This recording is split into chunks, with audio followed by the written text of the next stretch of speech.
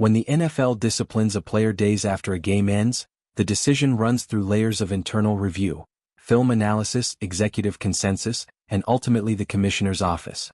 So when Cedric Johnson was fined $5,000 for hitting SHEDEUR Sanders late in Week 18, it wasn't just a formality. It was an institutional statement. The hit crossed a line.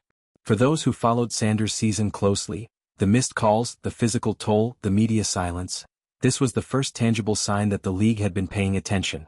If you're into the real story and all the messy twists they don't show on highlight reels, go ahead and subscribe. And if you're sticking around to see how this Browns QB chaos plays out, you should definitely be subscribed. Not loudly, not promptly, but definitively. That fine triggered a broader reassessment of Sanders' rookie campaign. Every ignored hit before that moment now carried new weight. It wasn't just poor officiating, it was systemic delay. But what mattered is that the pattern was acknowledged. And now, as Cleveland considers a foundational change with names like John Harbaugh in the mix, the league's gesture feels like a small but critical shift. It doesn't erase what Sanders went through, but it opens the door to finally seeing him in full context. A young quarterback who deserved more and might finally get it. SHEDEUR Sanders spent most of his rookie season in the middle of two storms, one on the field and one off it. On the field he was battered. Week after week he took hits that other quarterbacks wouldn't be expected to walk away from, let alone without a flag. Off the field he was battered again. This time by narratives, speculation, and constant second-guessing about whether he belonged in the league at all. And through all of it, no one in power said a word. Until now. The NFL's $5,000 fine against Bengals defender Cedric Johnson, issued days after a late hit on Sanders in Week 18, wasn't just a quiet post-game penalty. It was the league finally admitting, without saying it out loud, that Sanders was right. That fans were right. That all those brutal, uncalled hits? At least one of them crossed the line. It was the first time all season that the NFL's disciplinary system recognized, even subtly, that Sanders had been put in harm's way beyond what's acceptable. That one moment, tucked inside an accountability report, instantly changed the tone around Sanders' rookie season. Because the moment the league acknowledged one hit went too far, it validated months of frustration that had been brushed off as overreaction. It confirmed what everyone watching closely already knew, that SHEDEUR Sanders wasn't just adjusting to the speed of the NFL, or fighting through normal rookie mistakes. He was surviving something far less forgivable, a season where the system that's supposed to protect quarterbacks simply didn't show up for him. He got flagged for being hit once. That's it. And yet, when given the chance, he still produced. He still delivered the Browns their first back-to-back wins of the year. He still kept his composure, protected the football, and executed under pressure. He still gave Cleveland something they haven't had in years, a reason to believe they might already have a future at quarterback. But that wasn't what dominated the headlines during the season. The conversation was filled with doubts, about his timing, his decision-making, whether he was ready, whether he was real. The hits? The punishment? Barely mentioned. And when fans raised concerns, they were treated like conspiracy theorists. Like they were inventing drama around a quarterback who just wasn't cutting it. Until the fine. That fine didn't just punish Cedric Johnson. It forced a total reevaluation of what Sanders endured. Because now it's clear, the hits were being watched. Film was being reviewed. And the league saw something they could no longer ignore. So the question becomes, what took so long? Why was this the only hit that earned post-game action? Why were so many others let go? Why did Sanders have to play almost an entire season before someone in the league office acknowledged that this wasn't just a young quarterback learning on the job? It was a young quarterback being left exposed. The NFL didn't issue a statement. Roger Goodell didn't take the podium. There was no public apology. Just a line in a report that said the hit was excessive. Quiet validation. But in a league this loud, sometimes the quiet moments speak the loudest. Because now Cleveland can't say they didn't know. And neither can anyone else. For months, excuses were made. That the offensive line was struggling. That Sanders was holding the ball too long. That late hits just happen in football. But that narrative doesn't hold up when the league itself imposes a fine for what it defines as crossing a threshold. And that threshold isn't arbitrary. It's part of a deliberate, multi-step process that includes film review, consultation with officials, and approval from the commissioner's office. This wasn't just a ref having a bad day. This was the league itself saying, this wasn't okay. So now the Browns are in a position they haven't been in for years. They're being forced to reconsider their future at quarterback with context. Because before this, It was easy to look at Sanders' numbers and say they didn't scream franchise QB. But context changes everything. Context reveals the missed calls, the organizational chaos, the lack of consistent coaching, the narrative pressure, the physical toll. And then it shows what Sanders actually did: stabilize the offense, avoid critical mistakes, and deliver wins in a dysfunctional environment. And that dysfunction didn't stop at the edge of the field. Cleveland's coaching situation all season long was unstable. The franchise had no clear direction. There was no alignment between the front office and the play on the field. And in the middle of all that noise, Sanders was expected to develop like any other rookie? He wasn't just under-evaluated. He was misevaluated. But the shift has already started. And the speculation about John Harbaugh coming to Cleveland is turning heads for a reason. Harbaugh isn't just another coaching name. He's the kind of leader who doesn't walk into a situation unless there's a foundation worth building on. And if Harbaugh sees that foundation in Sanders, that changes everything. Because Harbaugh is known for structure, stability, and quarterback development. If he sees potential in Cleveland, it's not because he's looking for a rebuild. It's because he sees a team that's closer than it looks, and a quarterback that's already proven he can handle adversity. You don't go after a coach like Harbaugh unless you believe there's something real on your roster. So if Cleveland's front office is serious about winning, truly serious, they'll stop chasing the next fix and start building around what they already have. And let's be clear, that starts with protecting Sanders. Not just physically but publicly. The league has already admitted that at least one hit he took was unacceptable. So the Browns can't fall back on the excuse that he just needs to learn the speed of the NFL. That excuse doesn't work anymore. What he needs is support, structure, stability. A system that doesn't leave him exposed and a staff that doesn't throw him under the bus every time the scoreboard doesn't cooperate. Sanders has already done the hardest part. He's earned the trust of people who've been watching the tape, not the takes. And now that the league has finally validated the pain he took all season, that trust is starting to grow louder. So the Browns are officially out of time to keep treating him like a placeholder. Because this fine didn't just retroactively discipline a player. It reframed an entire narrative. It pulled the curtain back on how broken the system has been for this quarterback all year. And it gave fans, finally, something solid to point to when they say, "We weren't making it up." He really wasn't being protected. And now Cleveland has a choice to make. Do they use this moment to reset the conversation and build forward? Or do they ignore the context and hit the restart button again? If they're paying attention, the answer should be obvious. Drop your thoughts in the comments. Should Cleveland ride with Sanders and build something real around him? Did the league take too long to step in? And does this moment mean more than just a fine on paper? Like, if you've been following this roller coaster of a season, share if you've had to explain this saga to someone who just didn't get it, and subscribe, because the NFL might be late with accountability, but this story is just getting started.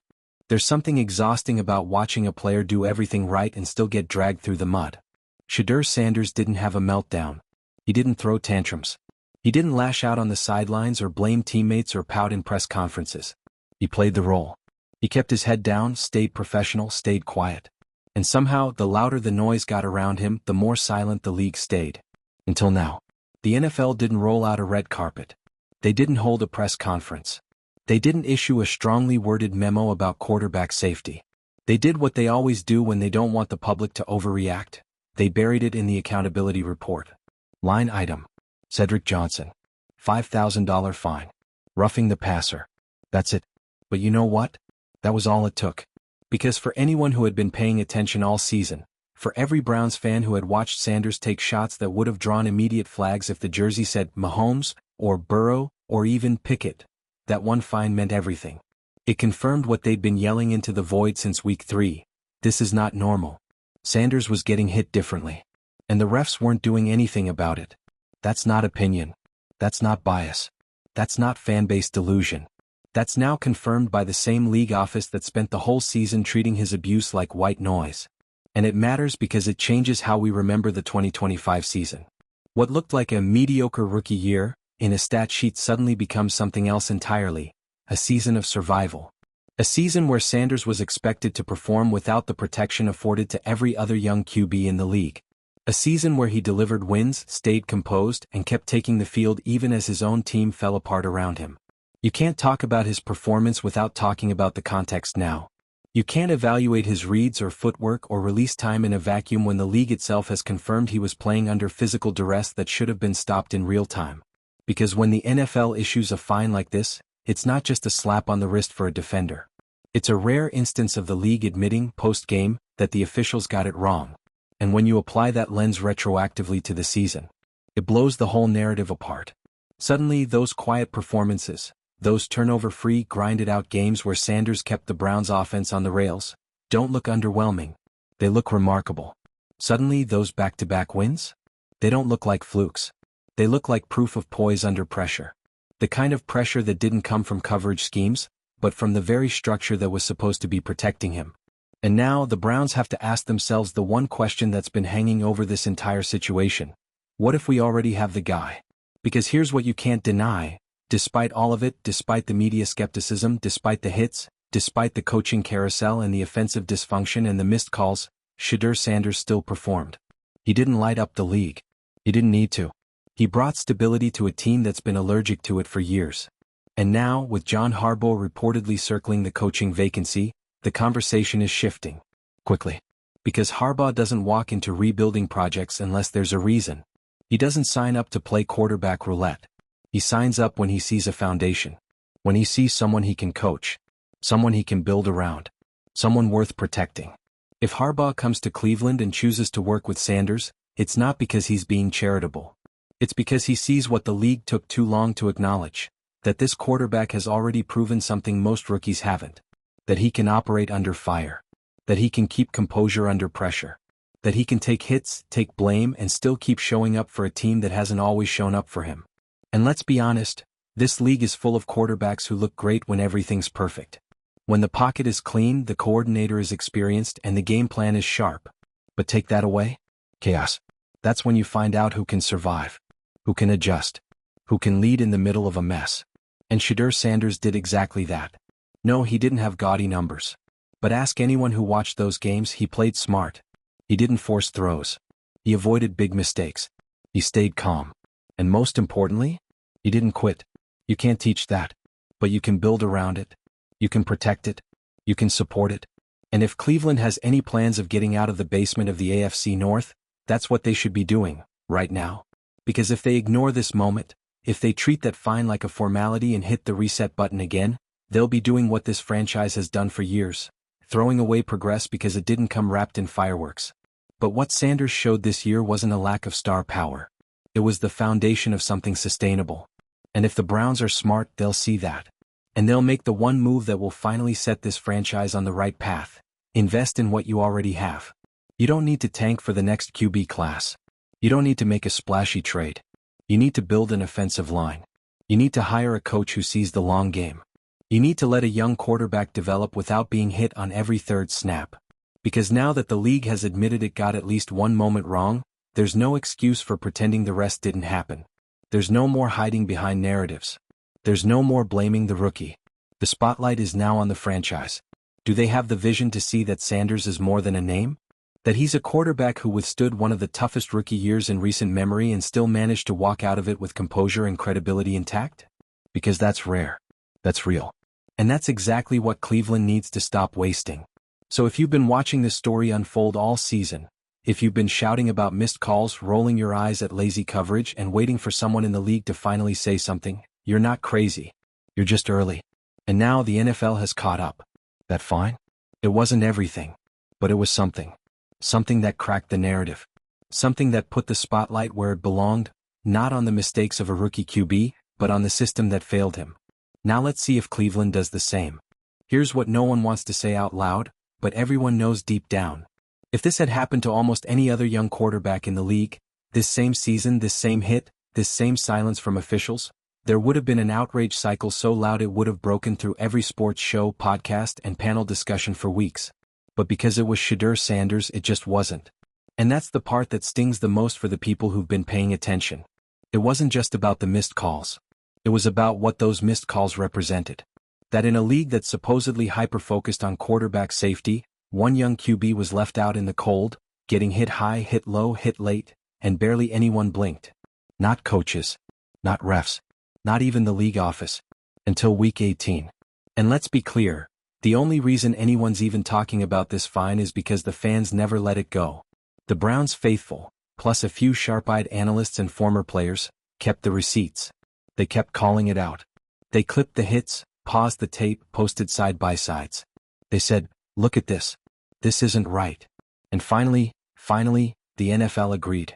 A $5,000 fine. Small on paper but massive in what it meant. Because in the league's world of accountability reports and internal disciplinary reviews, things don't just happen casually. This isn't like flag football where someone gets slapped on the wrist in the moment. Post-game fines mean the play was reviewed. The tape was watched. The decision was deliberate. There were meetings. There were sign-offs. There were layers of approval. And it went all the way up to Roger Goodell's office. That's how you know this wasn't routine. The league saw Cedric Johnson's hit and decided, days later, that it was too much. That it crossed the line. That it deserved punishment. And that's the key word here, deserved. Because when you finally admit one hit went too far, you're acknowledging that something was wrong. That fine didn't just hit Johnson. It exposed the league. It told the world, yes, there were hits on Sanders this season that shouldn't have happened. And we let them happen. And now there's no going back. Because if the NFL admits one hit was out of bounds, it opens the floodgates. Because that Week 18 hit? That wasn't some one-off anomaly. That was the culmination of a season where Sanders was taking those kinds of hits regularly. The difference was, this time the cameras were rolling. The refs finally threw the flag. And the league finally followed through. So let's talk about what this really means. It means every game review from here on out will include a new level of scrutiny. It means every questionable hit Sanders took earlier in the year looks a lot different now. It means this wasn't just a one-game issue. It was a pattern that the NFL allowed to develop over the course of an entire season. And that makes the silence even worse. Because if the NFL was watching this all along, and this fine confirms that they were, then their decision to stay quiet for 17 weeks speaks volumes. It tells players, coaches, and fans that enforcement only comes when it's convenient. That protection isn't about fairness. It's about visibility. And SHEDEUR Sanders? He wasn't visible enough. Until he forced the league's hand. Until the Browns, despite all the chaos, despite the instability, put together back-to-back wins under his leadership. Until the conversation shifted from, "He's not ready," to, "How the hell is he surviving this?" That's when things started to change. That's when the NFL had to look at the tape, look at the hit, and say, yeah, that's a problem. But by that point, the damage had already been done. Because accountability after the fact doesn't erase what happened in the moment. It doesn't undo the pressure, the pain, the missed opportunity to protect a young quarterback before it got to this point. It doesn't change the fact that Sanders played most of his rookie season knowing that protection wouldn't come from the whistle. And that, more than anything, is what makes this moment so significant. This wasn't a headline. It wasn't a PR stunt. It was something more real than all of that. It was quiet, buried, and procedural. And that's what gives it weight. Because the NFL wasn't trying to score points or win public favor, they were just doing their job. Quietly. Internally. Like they finally had no choice. And now the Browns are sitting with a quarterback who, statistically, might look average on paper. But contextually? He just endured one of the most hostile environments for a rookie QB in recent memory. And not only did he survive it, he gave Cleveland their only consecutive wins of the season in the process. So now comes the decision. What do you do with that? Do you ignore the fine and pretend it never happened? Do you sweep it under the rug, treat Sanders like he's just another placeholder until the next hot prospect comes along? Or do you finally recognize what's been right in front of you all year? Because if you're building a team, you want someone who can take the hits, literally and figuratively, and still show up ready to lead. And SHEDEUR Sanders has done exactly that. He didn't ask for a sympathy tour. He didn't beg the media to change the narrative. He didn't post long rants about being overlooked. He just kept playing, kept adjusting, kept getting up. And now, even if the league waited until the last possible moment to admit it, he's finally getting the validation that's been missing all year. But this can't be the end of the conversation. Because the fine didn't fix anything. It didn't restore all the missed protections. It didn't prevent the earlier hits. It didn't shield Sanders from the harm he already endured. All it did was confirm what's been true since week 1, that he was being treated differently. And that it wasn't okay. Now the Browns have to decide whether they're going to treat this like a footnote, or a turning point. Are they going to keep throwing darts in the dark, hoping the next guy works out? Or are they finally going to build around the one quarterback who's already proven he can lead through chaos? That's the choice. Because now that the league has spoken, however quietly, it's on the franchise to respond. And if they miss this moment? If they let Sanders walk or bring in another QB to start the cycle over again, they're not just making a mistake, they're making a statement. That all the resilience, all the growth, all the battles fought through silence didn't matter. But if they double down on Sanders, if they give him the line, the coordinator, the time he deserves, this could be the beginning of something very different in Cleveland. Something stable. Something real. And maybe, for once, something sustainable. So if you've been following the story, this is the part where it shifts.